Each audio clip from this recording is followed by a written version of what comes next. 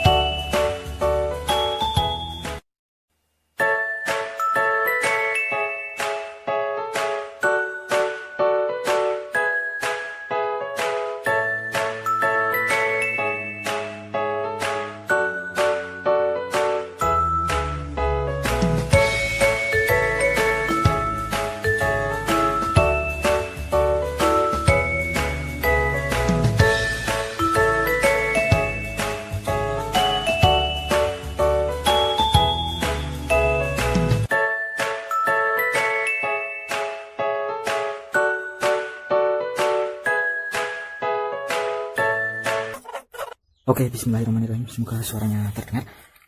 Oke teman-teman, kita akhirnya menemukan sumber masalahnya. Yang cacat adalah bagian part kopling otomatis yang ini, yang nempel pada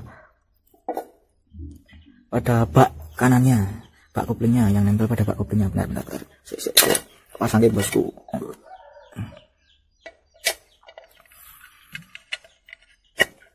Nah, yang nempel seperti ini, oke. Aduh, tuku packing anyar. Wah, radal bosku. Sobek teman-teman, harus beli packing baru. Oke, nggak apa-apa. Oke, yang cacat itu kemarin kan saya bilang karena saya emosi, saya puter sampai nggak karuan. Nah, efeknya harusnya ini bisa diputar dengan mudah kayak gini, tapi ini karena kaku di sini ngancing ya teman-teman. Jadi dampaknya jika terlalu banyak memutar setelan kopling terlalu ke kanan, itu menyebabkan komponen di sini, baut yang di sini sama ini ngancing. Harusnya mantap. Harusnya yang ini harusnya nggak ikut muter. Ya autofocus sih. Nah, harusnya yang ini nggak ikut muter, yang lingkaran luar ini. Nah, yang ini harusnya nggak ikut muter bareng baut, harusnya nempel di yang sini gitu teman-teman.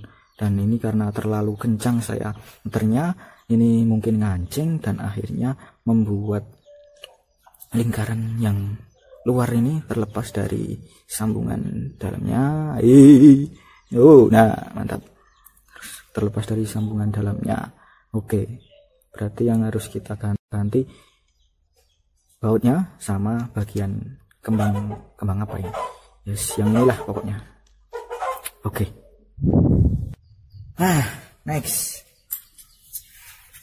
Setelah beberapa hari skip, akhirnya kita dapat paket. Saya sudah datang dan ini dia spare part pengganti ini ya teman-teman ya. Wait a minute. Oke, nice. Ayo fokus dong bosku. Nah ini sama ini kan yang kemarin harusnya nggak bisa muter ya. Ini nggak bisa muter, ini nggak bisa muter ini. Yang ini, nah, yang lama ini bisa muter, jangkrik kan. Yang nggak jadi masalah itu sebenarnya ini. Oke, alhamdulillah sudah ada yang baru. Harusnya seperti ini. Wait a minute. Alright. Harusnya ini saya masukkan. Ini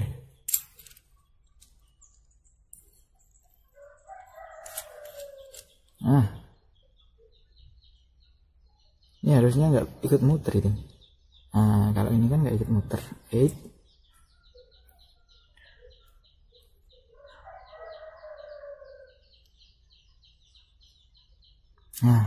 Bentar. Sik.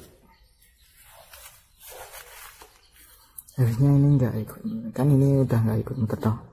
Ya betul.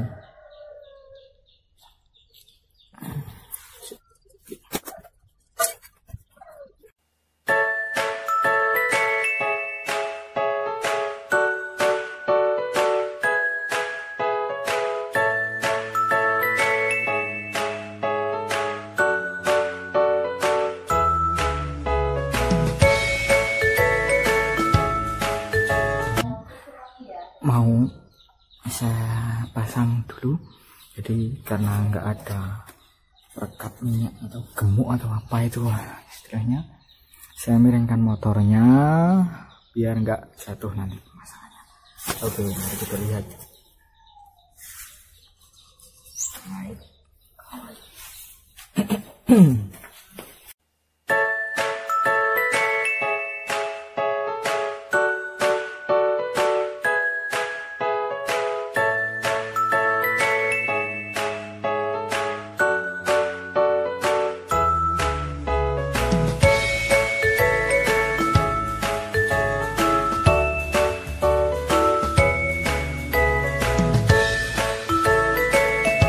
Nggak langsung jadi kita harus setel pelan-pelan.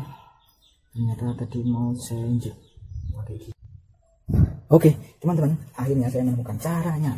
Cara nyetelnya gini ya, pertama masukin gigi, kan nggak bisa muter toh, banyak rodanya. Nah biar kelihatan semua. Nah kan nggak bisa muter toh rodanya, masukin gigi. Nih saya kendalin dulu seperti awal.